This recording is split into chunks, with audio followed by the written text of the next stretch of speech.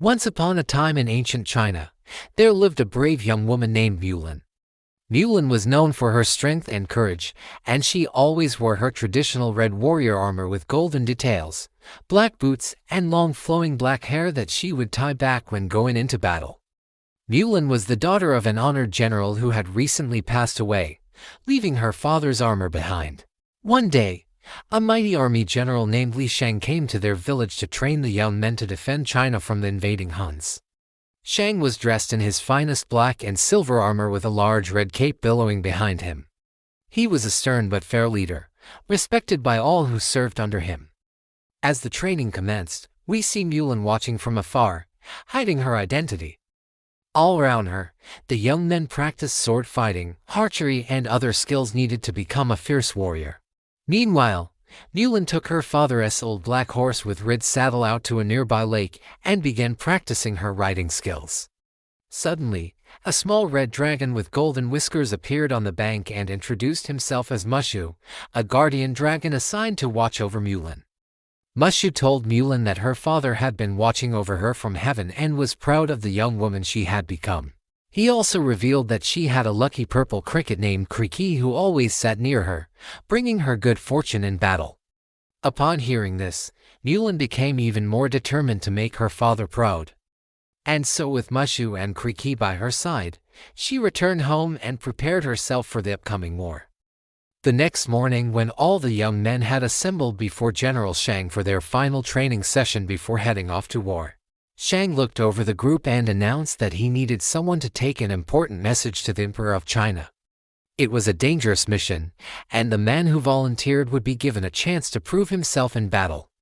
All the young men were eager to volunteer, but none were chosen.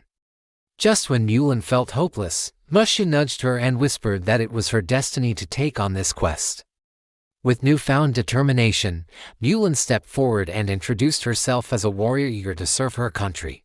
She offered to take the dangerous mission to the emperor, hoping to prove herself worthy of the honor. General Shang was impressed by Mulan's confidence and agreed to let her accompany him and his elite team of soldiers on their mission. However, he warned her that the journey was fraught with peril, and only the most skilled and courageous could hope to survive. At first, the other soldiers were skeptical of Mulan's abilities, but she soon proved them wrong as they set off on their journey. They rode through dense forests, across raging rivers, and over treacherous mountains, all the while keeping a lookout for enemy soldiers. Throughout the journey, Mulan displayed remarkable skills in horseback riding, sword fighting, and strategy, impressing even the most seasoned veterans. Meanwhile, Cri-Kee, the lucky purple cricket, perched on Mulan's shoulder, chirping words of encouragement and good fortune. While Mulan fought bravely in battle, Mushu flew overhead, breathing fire and smoke at the enemy, protecting Mulan and helping her defeat their opponents. As they finally approached the imperial city, Shang explained to Mulan that the Emperor of China would be expecting them soon. He reminded her that as a representative of the imperial army, she must present herself with honor and dignity. However, just as they were about to enter the city, they were ambushed by a group of fierce Han warriors.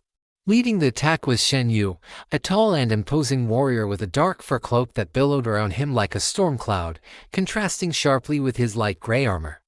His piercing yellow eyes burned with the fury of a tiger ready to pounce on its prey. Despite being outnumbered, Mulan and Shang's team fought back bravely, their swords flashing in the sunlight as they parried and thrust. But Shen Yu was a formidable opponent, his movements swift and powerful like a raging torrent. As the battle raged, Mulan found herself facing off against Shen Yu one-on-one. Despite her smaller stature, she matched him blow for blow, her red armor gleaming as she dodged his attacks with ease. Suddenly, Mulan remembered the teachings of her father and drew upon his wisdom and experience, guiding her movements with grace and precision. With a final surge of strength, Mulan disarmed Shen Yu, sending his weapons clattering to the ground. She could have ended the fight right then and there, but she chose to show mercy, believing that true strength lay not in overwhelming force, but in compassion and understanding. She offered Shen Yu a chance to surrender, hoping to end the conflict peacefully. Surprised by her compassion, Shen Yu hesitated, torn between his duty to his people and the respect he now had for his opponent. Seeing the turmoil in his eyes, Mulan reached out a hand of truce, hoping to bring an end to the bloodshed. This unexpected display of kindness caught Shen Yu off guard, stirring memories of his own family and the reasons he fought in the first place. With a heavy heart, he realized the futility of continuing the battle and accepted Mulan's offer of peace. Together, they raised their weapons high above their heads, signaling a temporary truce. As the other warriors saw their leaders laying down their arms, they too followed suit, dropping their weapons and embracing the prospect of peace. Mulan and Shang escorted Shen Yu and his warriors into the imperial city, where they were met with a mixture of curiosity and apprehension by the emperor's guards. Despite the initial tension, Mulan's reputation as a hero of theirs preceded her, and soon word of her bravery spread throughout the city.